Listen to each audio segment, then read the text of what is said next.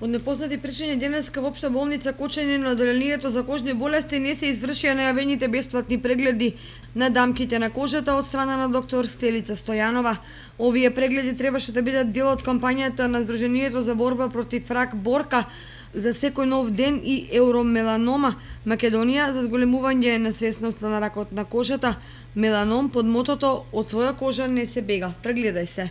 И покрај барањата испратени преку мейл адресите на медиумите да се најават прегледите за што помасовен одзив на граѓаните, кое во меѓувреме не беше ниту повлечено, ниту променето со друго, денеска во општа болница не се одвиваа никакви активности.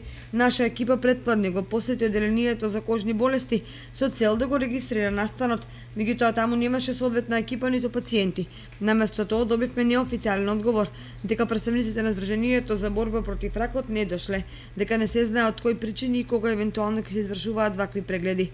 Денеска новинарите добија флаери во кој се вели дека секој има само една кожа и дека треба да ја чува внимателно, бидејќи ракот на кожата е најчеста форма на рак за која секој треба да научи како да се спречи и открие на време.